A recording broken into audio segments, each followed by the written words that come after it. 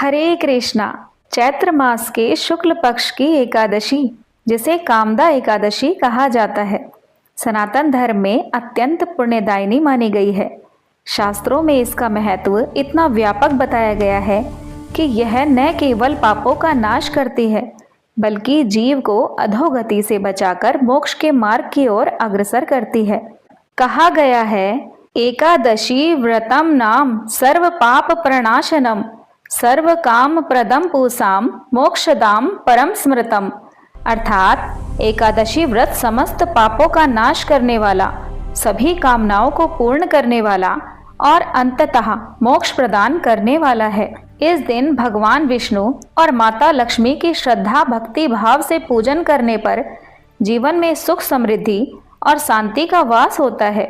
वर्ष 2026 में शास्त्र सम्मत रूप से 29 मार्च को व्रत और 30 मार्च को पारण करना ही उचित एवं फलदायी होगा। आज के इस भागदौड़ भरे जीवन में, जहां हर इंसान कहीं न कहीं दुखी है, किसी के पास धन है लेकिन शांति नहीं, किसी के पास परिवार है लेकिन प्रेम नहीं, और कोई ऐसा भी है जिसके जीवन में हर तरफ केवल संघर्ष ही संघर्ष है। ऐसे समय में जब इंसान हर ओर से थक जाता है, तब उसे एक ही रास्ता दिखाई देता है, वह है भगवान का नाम और भक्ति का मार्ग। हमारे सनातन धर्म में ऐसे कई व्रत और उपवास बताए गए हैं जो न केवल हमारे पापों को नष्ट करते हैं, बल्कि हमारे जीवन को भी बदल देते हैं। लेकिन भक्तों, इन सभी व्रतों में एक ऐसा व्रत है जिसे स्वयं भगवान ने सर्वश्रेष्ठ बताया है, और वह है एकादशी का व्रत। हमारे शास्त्र कहते हैं, एकादशी का व्रत केवल एक उपवास नहीं, यह आत्मा की शुद्धि का वह मार्ग है, वह साधना है जिससे मनुष्य अपने पापों से मुक्त होकर सीधे भगवान के चरणों तक पहुंच सकता है। कहा जाता है कि एकादशी के दिन सभी पाप एकत्रित होकर अन्न में निवास करते हैं, और जो मनुष्य इस दिन अन्न का त्याग करता है, वह उन पापों से स्वयं को बचा लेता है। इसलिए एकादशी को पाप नाशिनी कहा गया है। और जब बात आती है कामदा एकादशी की, तो इसका महत्व और भी अधिक बढ़ जाता है। यह एकादशी केवल पापों को ही नहीं मिटाती, बल्कि मनुष्य की हर मनोकामना को भी पूर्ण करती है, चाहे संतान प्राप्ति की हो, जीवन में सुख शांति की हो, या फिर किसी शाप से मुक्ति की हो। यह एकादशी हर कष्ट का समाधान बन जाती है। स्वयं भगवान श्री कृष्ण ने धर्मराज युधिष्ठिर को इस व्रत का महत्व बताते हुए कहा था, हे राजन, यह एकादशी मनुष्य के जीवन के सबसे बड़े दुखों को भी समाप्त कर सकती है। तो प्रिय भक्तों, आज हम आपको उसी दिव्य कथा के दर्शन करवाने जा रहे हैं। एक ऐसी कथा जिसमें प्रेम है, त्याग है, श्रद्धा है और भगवान की असीम कृपा का चमत्कार भी है। तो अपनी आंखें बंद कर लीजिए, मन को शांत कर लीजिए और भक्ति में डूब जाइए, क्योंकि अब हम प्रवेश करने जा रहे हैं उस दिव्य सभा में जहां भगवान श्री कृष्ण योग मुद्रा में विराजमान हैं और धर्मराज युधिष्ठिर उनसे प्रश्न कर रहे हैं। और वहीं से प्रारंभ होती है कामदा एकादशी की यह अद्भुत, चमत्कारी और जीवन को बदल देने वाली कथा। एक पति जो बन गया भयंकर राक्षस, एक पत्नी जिसने नहीं छोड़ा उसका साथ, और फिर एक ऐसा व्रत जिसने बदल दी उसकी किस्मत।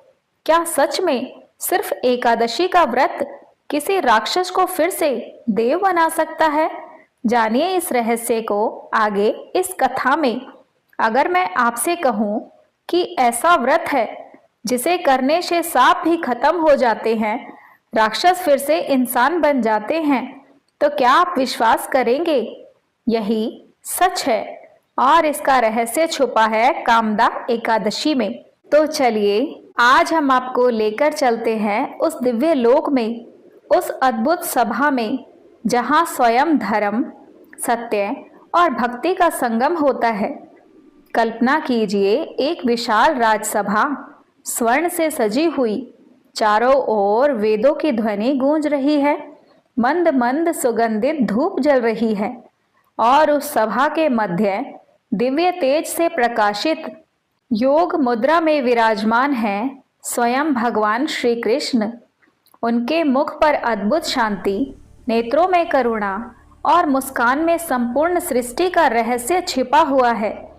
और उसी समय हाथ जोड़े हुए विनम्रता से आगे बढ़ते हैं धर्मराज युधिष्ठिर जी।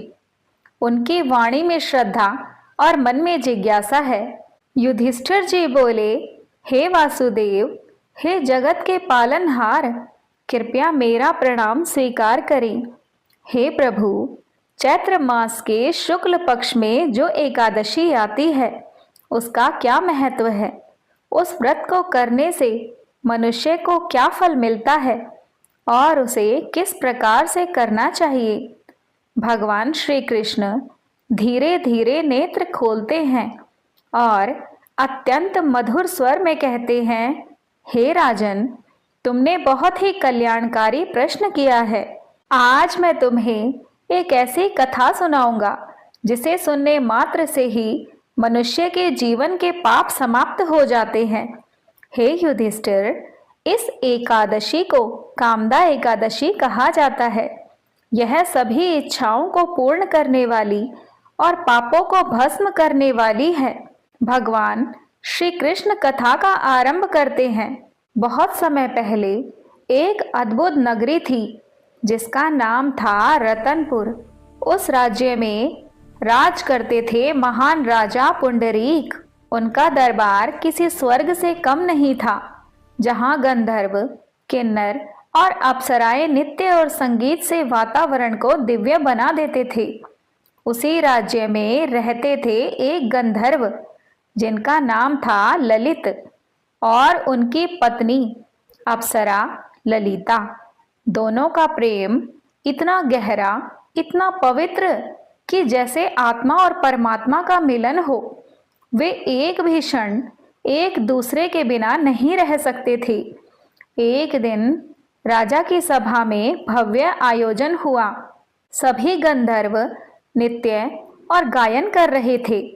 ललित भी वहां उपस्थित था, लेकिन उस दिन उसका मन कहीं और था। उसकी आंखें अपनी प्रिय पत्नी ललिता को ढूंढ रही थी। तभी उसका ध्यान भटक गया, उसके सुर बिगड़ गए, उसका नृत्य ताल से हट गया। सभा में बैठा एक करकोटक नामक सर्प यह सब देख रहा था। उसने तुरंत राजा को यह बात बता दी। राजा पुंडरीक का क्रोध भड़क उठा। वे क्रोध में भरकर बोले, हे ललित, तुम अपनी पत्नी के मोह में पड़कर इस दिव्य सभा का अपमान कर रहे हो। यह तुम्हारा अपराध क्षमा के योग्य नहीं है। राजा ने ललित को श्राप दिया कि तुम इसी क्षण भयंकर नरभक्षक राक्षस बन जाओगे। जैसे ही ललित को श्राप मिला, उसका स्वरूप बदलने लगा। उसका सुंदर शरीर धीरे धीरे विकराल हो गया, चेहरा भयंकर हो गया और आंखें लाल लाल, और रूप इतना डरावना हो गया। जब ललिता ने यह दृश्य देखा तो उसका हृदय चिर गया। लेकिन सच्चे प्रेम की यही पहचान होती है भक्तों। ललित को भयंकर नरभक्षक राक्षस का रूप मिला। अपने पति के भयानक रूप को देखकर ललिता को बहुत दुख हुआ, लेकिन उसने अपनी सभी मर्यादाएं छोड़कर अपने पति के साथ वन में रहने का निर्णय लिया। वन में भ्रमण करते हुए ललिता ने विंध्य पर्वत पर स्थित पवित्र ऋषि श्रृंगी का आश्रम देखा और वहां जाकर ऋषि के सामने प्रणाम किया। श्रृंगी ऋषि ने पूछा कि हे साध्वी, तुम कौन हो? तुम्हारे पिता कौन हैं? तुम किस कारण इस निर्जन वन में भटक रही हो? तब ललिता ने कहा, हे ऋषिवर, मेरा नाम ललिता है। वृंदावन गंधर्व की मैं कन्या हूँ। अपने शापित पति के साथ मैं यहाँ भटक रही हूँ। गंधर्व राजा पुंडरीक के शाप से मेरे पति राक्षस बन गए हैं। उनका यह रूप देखकर मुझे अत्यंत ही दुख हो रहा है।